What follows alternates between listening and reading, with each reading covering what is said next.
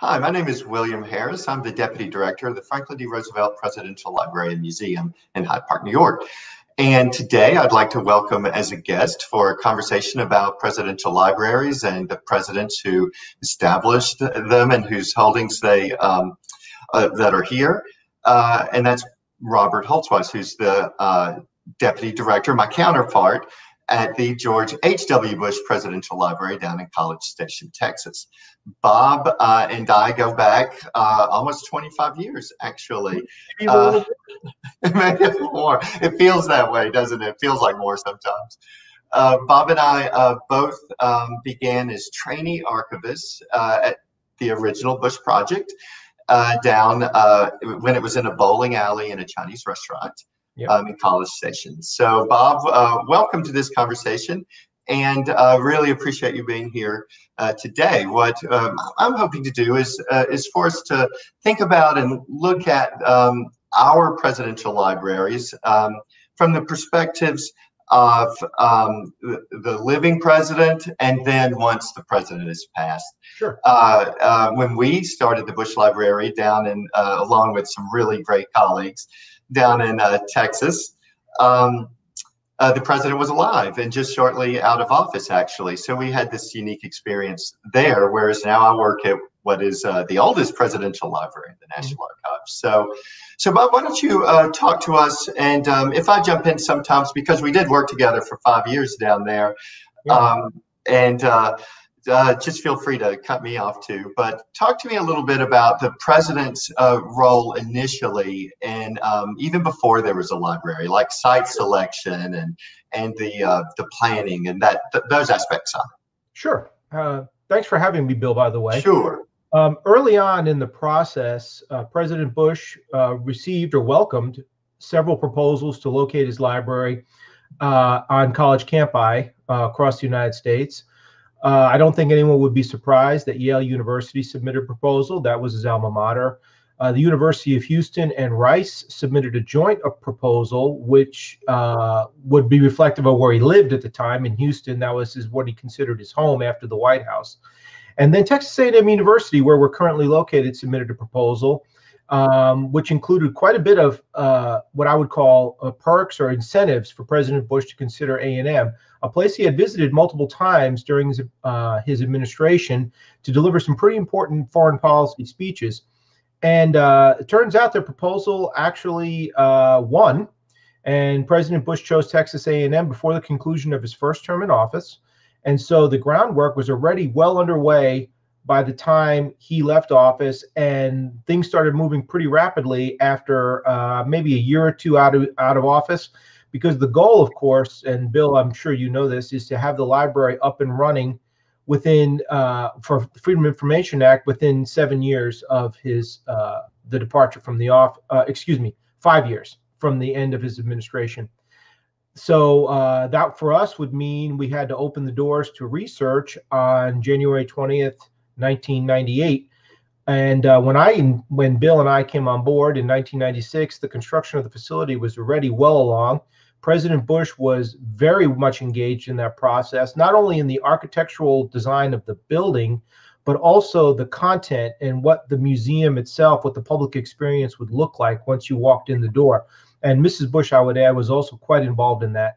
And they were on site on a fairly regular basis. They obviously participated in groundbreaking and other important milestones as the building took shape and the ground started to develop into what you see today.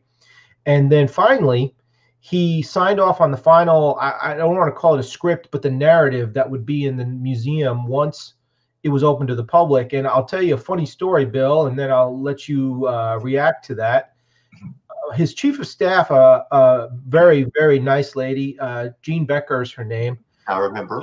You do remember, yeah. Told a story Jean. Once, actually multiple times, of President Bush and her were driving back from the library shortly before the grand opening, and President Bush looked very dejected, and which was a little bit of a surprise to her because of all the work that had been gone in, and she thought up to that point things were going just fine.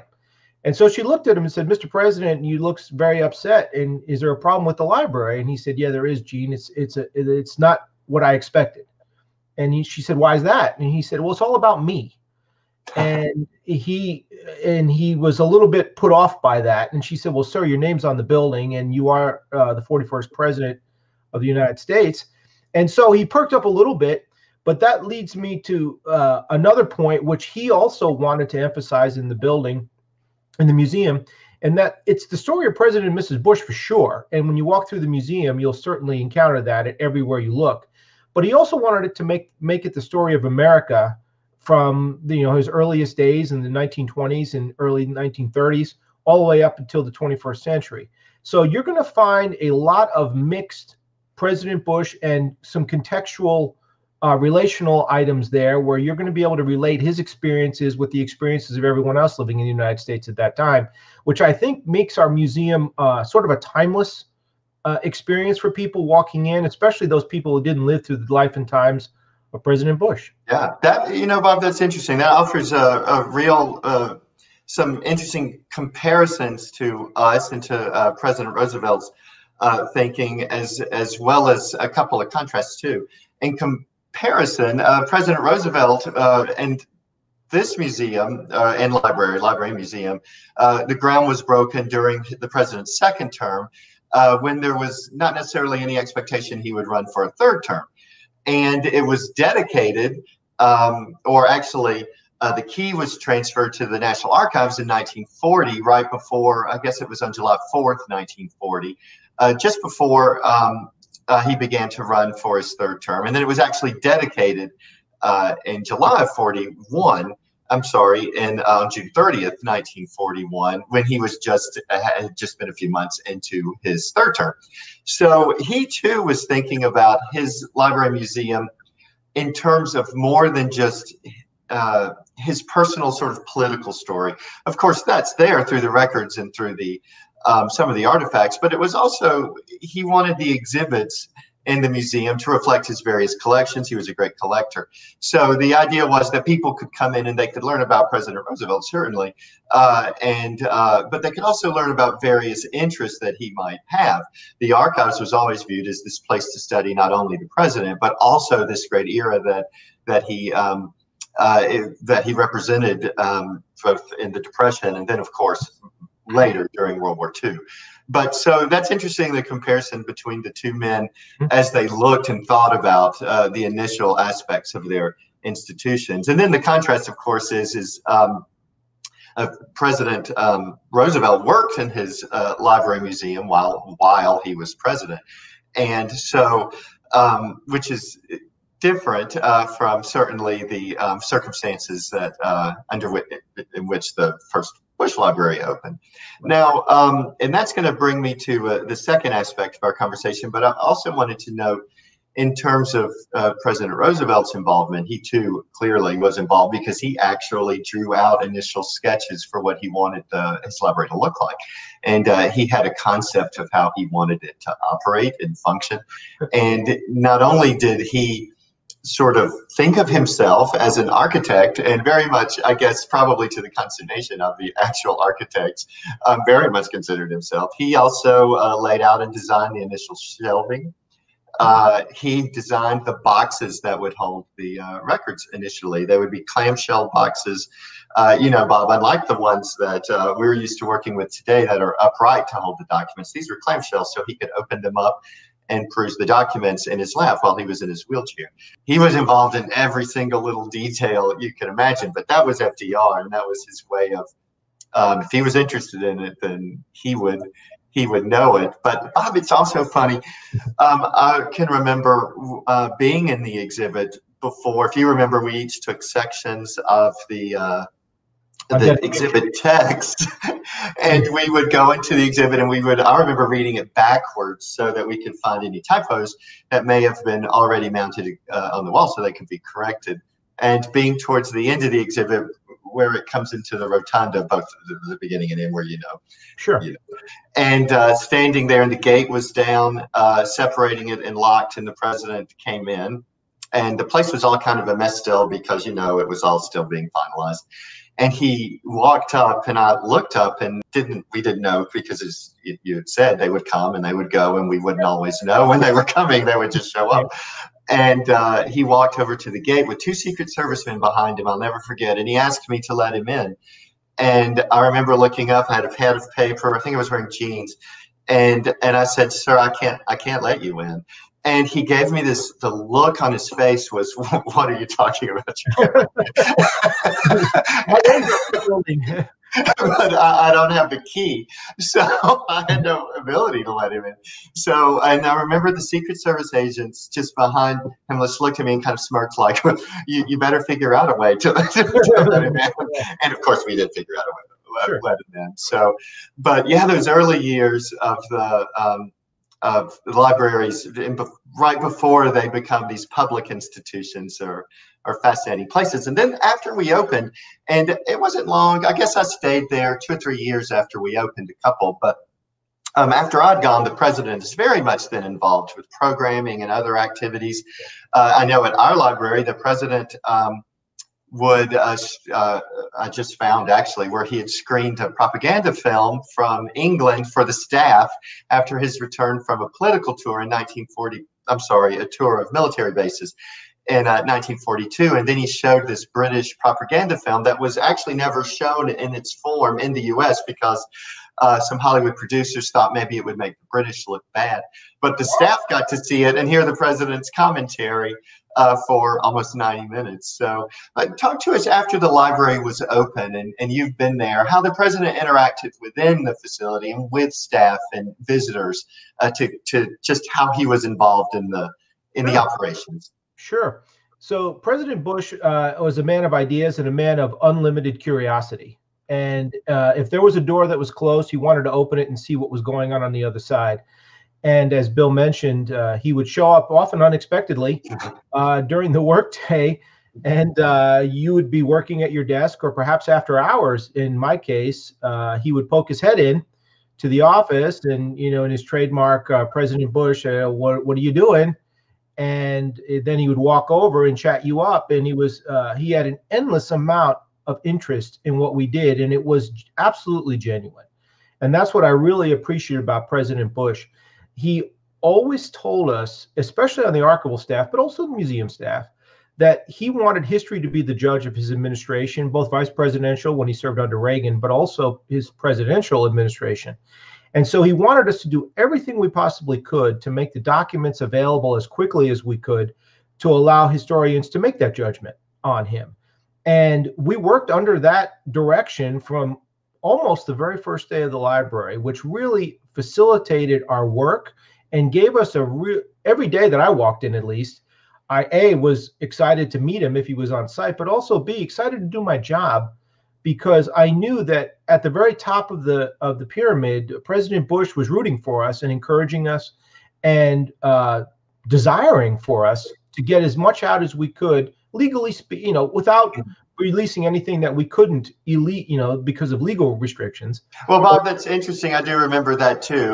We had this sort of guidance that a memo, I suppose, with the points and how he wanted us to think of them. And other than those salient legal reasons, there was a notion of if we can reasonably release it, to let's go ahead and do that. That's true. And in 3 different times, we start out, every president under the Presidential Records Act starts out with, I would say, a very restrictive idea of what we should and should not release. And they have a wide discretion to define those parameters. And President Bush was no exception. The Presidential Records Act was still very new back then. And so as our work unfolded, Bill, and you probably remember this, he would send us a letter and saying, I've rethought this and you can release this group of materials or that group of materials. That happened 3 times in the first 10 years we were open, because he was realizing we were following his rules, but he wanted us to release more. And it was really up to him to tell us what categories of information more was. Yeah. And he was able to do that 3 different times. And we really kind of got ahead of the curve, I should say, on getting materials out there that are of value to scholars. And for that, I am eternally grateful to President Bush for his ability and his decision-making in that area. How did he impact at the Roosevelt Library? The exhibits were very much what President Roosevelt had picked out and wanted to exhibit. He wanted his ship models shown, his naval prints.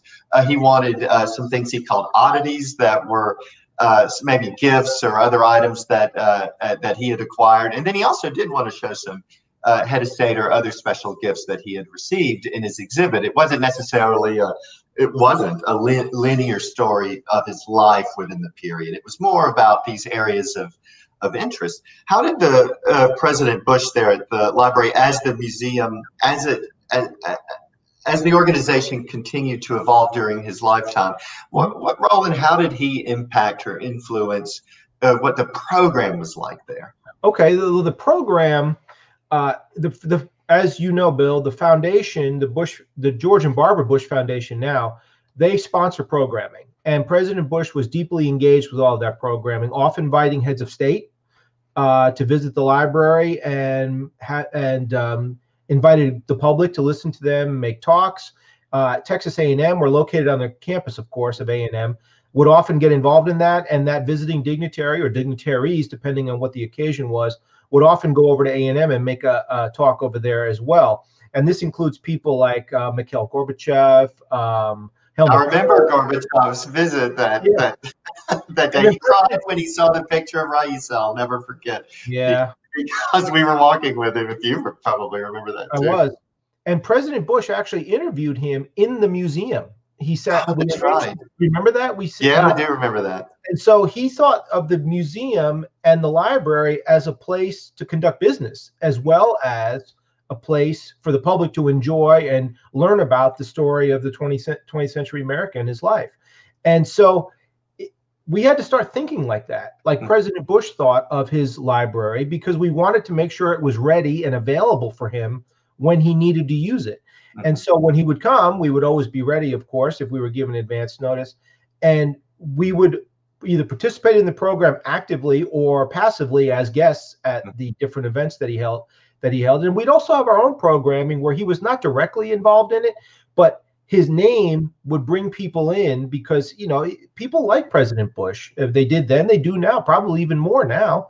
And they wanted to tell their story at his library where he was telling his story. So we had a lot of very good programming. We still do, actually, organized around the Bush narrative, the Bush story, the Bush Museum, and sometimes, not always, around contemporary events that President Bush may have had a role in influencing back during his administration, and things with the Middle East, Persian Gulf, of course, because that was such a pivotal event in his administration.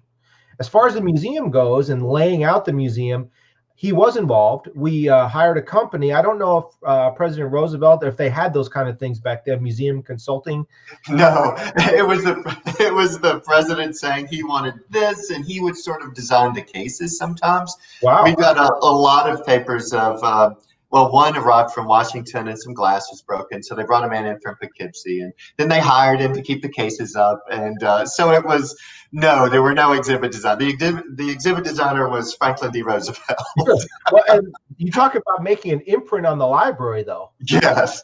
It's about as direct as you can get. Well, President Bush, I don't think he fancied himself an architect. So he was presented with several different options. And then the design firm actually came up with a storyboard, which that's when they brought him into the story. And they said, Mr. President, we think these are the most important items we want to highlight in the museum. And then there was that negotiation period, which I'm sure all modern presidents do, where they decided, okay, this stays, this goes, or we need to modify this explanation. And President Bush, of course, was always interested in giving credit to the other guy. And he wanted to make sure, as I mentioned in my opening comments, that the museum was about him, but not all about him. And he wanted to make sure that the people around him that gave parts of their lives, really, to helping him and working with him during the administration were given the proper credit. So if you walk through our museum then and now, you're going to see a lot of names on the wall for different activities that he participated in, or different events, or different milestones that they were involved in it, either in a planning role, or in a sponsoring role, or in a financial role, or whatever. He wanted to make sure people got credit. As he always used to say, give the other guy credit. And And he made that real for us at the library. And it's still true. When you walk in the door, the first thing you see is not, you walk under his name to walk in, but when you get in the rotunda, you see the donor wall. And those are people that gave money to the library. And as far as I know, I've been to most of the presidential libraries.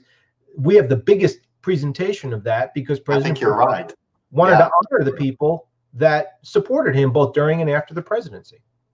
So, just from your experience there as well, how do you feel that sense of him is reflected both in the location of the library and the fact that he selected Texas A&M and Texas, and it's about 90 minutes northwest of Houston, instead of, say, Yale, and kind of setting aside the notion of incentives, because we understand that, but more from the personal standpoint, because President Roosevelt's selection, obviously, he placed his library on his beloved estate, as you know, you've been there, in Hyde Park. So, in terms of President Bush and Texas A&M and College Station, how did he feel about that and feel connected to that place?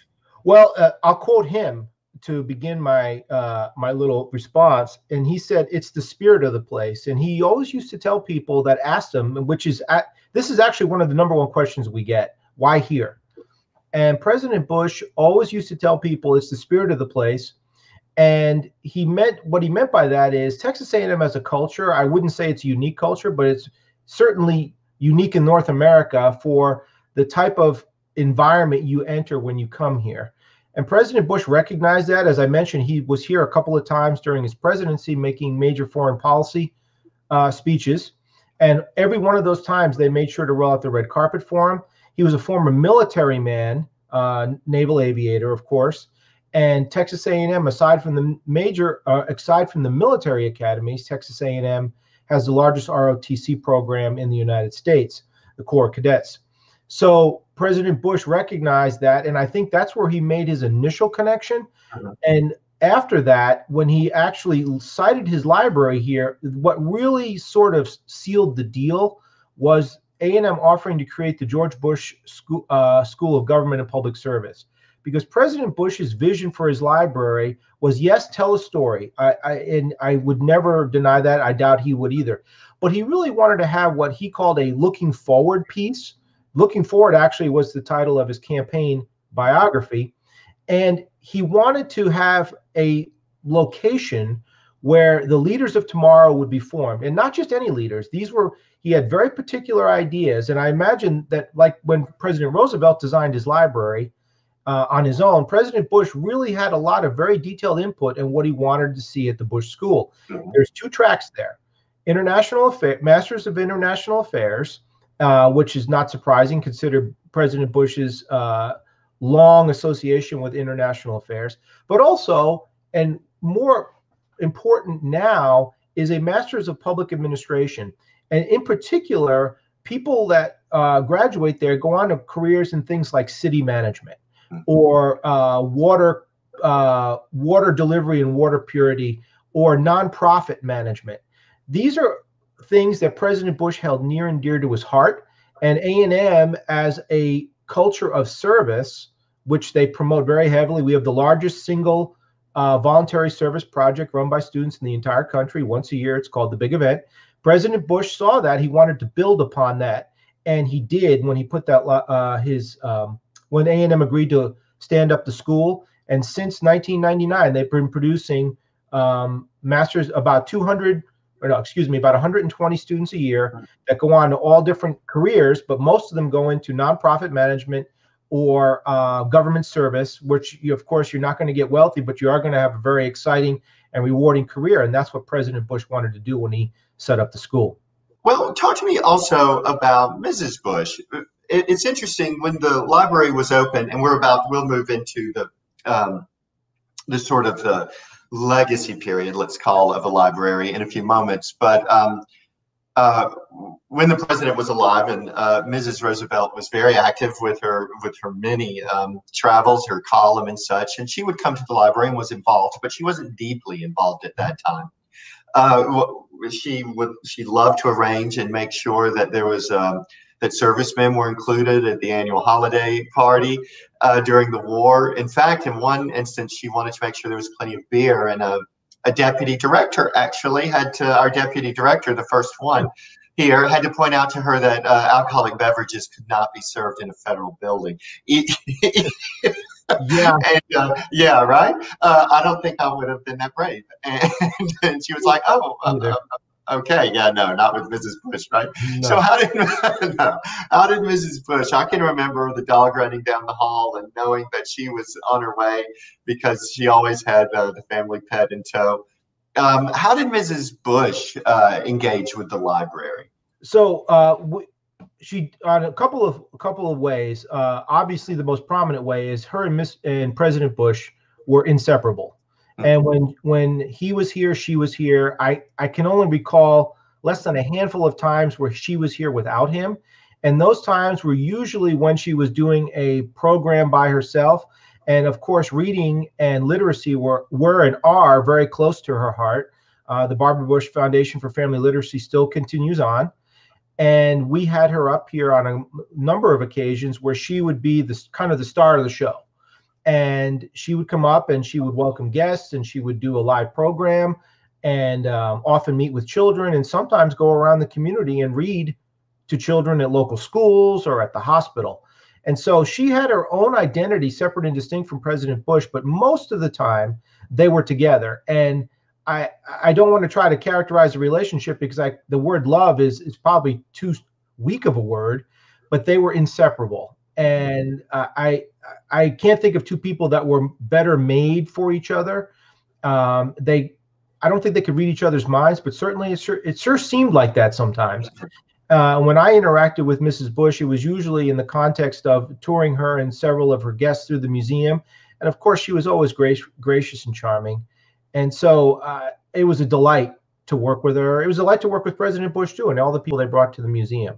I have no regrets, and I'm glad I was here for it. That brings me to the next piece, and it is the legacy piece. It's what happens after the president and then ultimately the first lady are gone. Talk to me about how that feels now that you've been. I'm 75 years later. You have been through the transition now of the president passing, and now has the library reorients itself in a different way. Okay, so obviously we miss President Bush very much, and I always used to sort of half joke around saying, I hope he lived forever. I knew he wouldn't, but I sure hoped he would. After he passed away, there was obviously a short period of mourning, actually for some of us much longer than a short period. The Bush School, of course, is the looking forward piece, and the being located on the campus keeps the population of people coming to the library very young, and oftentimes they walk in the door without knowing anything about President Bush or his administration. President Bush realized that, and when you walk in the building, what you see is not so much a museum, but more of a story. And President Bush's story, as I mentioned earlier, is not just the story of a man or him and Mrs. Bush. It's the story of the United States with them in it. It's not the other way around. The story of them with the United States on the outside. And his view was, we needed to tell a story. We did, and we do tell a story that contextualizes the United States history. And we have a lot of very important artifacts that Mr. and Mrs. Bush donated to us. They were extraordinarily generous, that are more or less permanent fixtures in the library, including an automobile, an airplane, a boat. We're turning into sort of a transportation without even trying. I remember that car very well, the Studebaker. The Studebaker, yeah. And so we those things are more or less permanent. So we build the story around them, Bill, and those items. And the narrative of their life obviously is more or less fixed now. But when we find new information, we add it.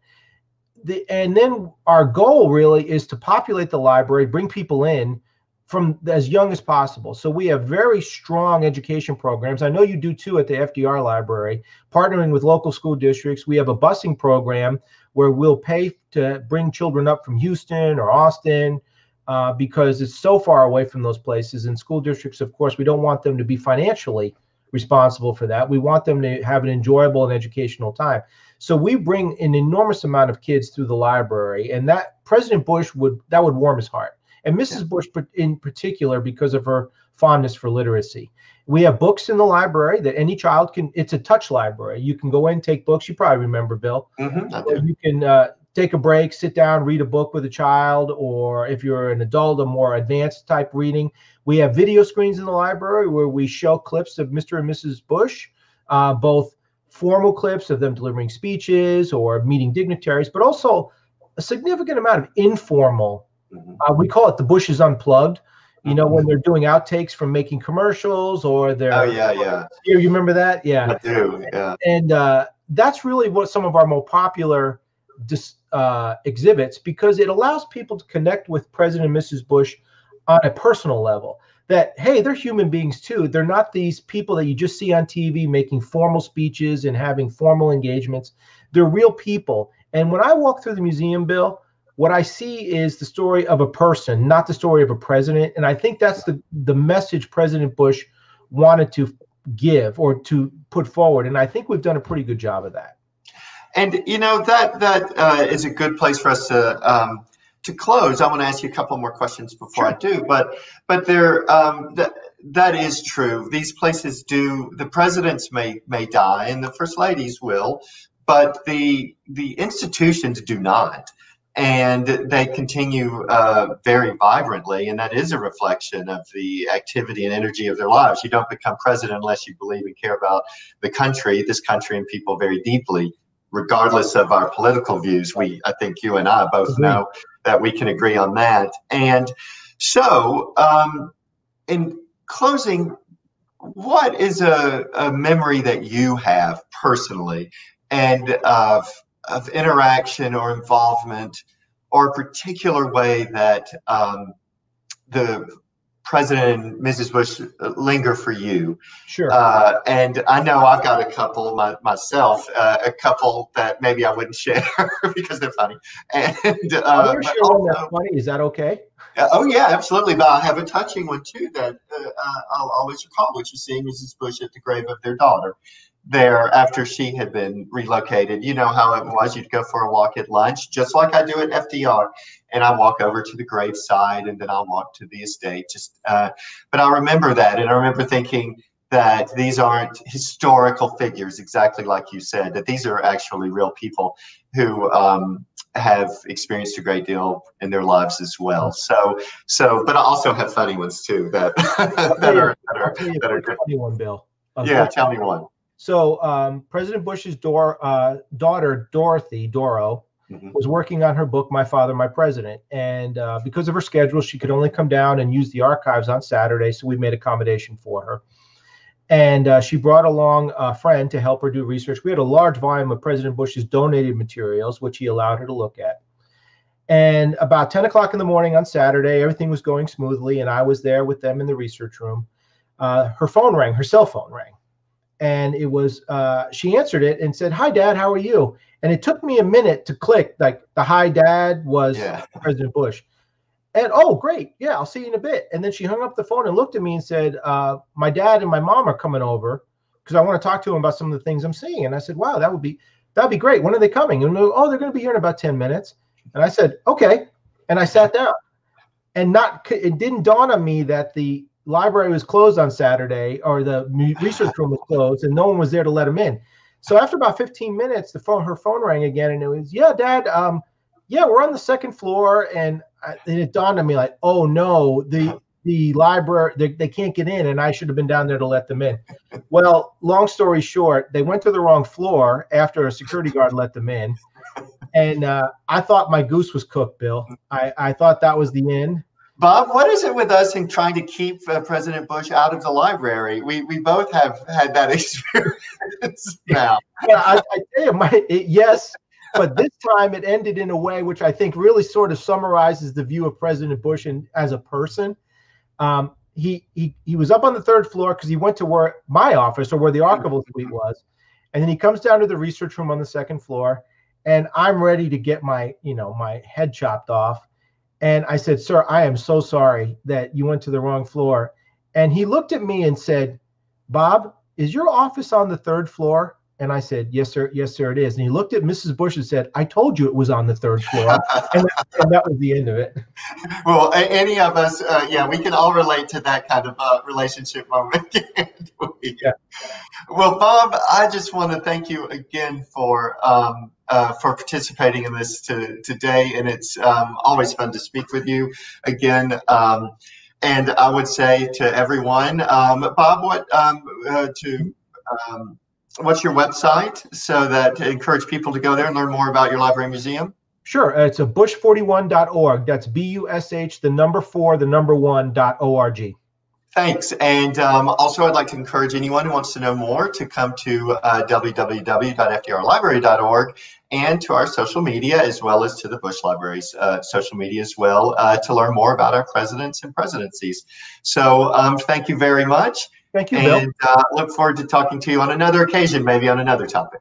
I hope we can do that. Thanks again, Bill.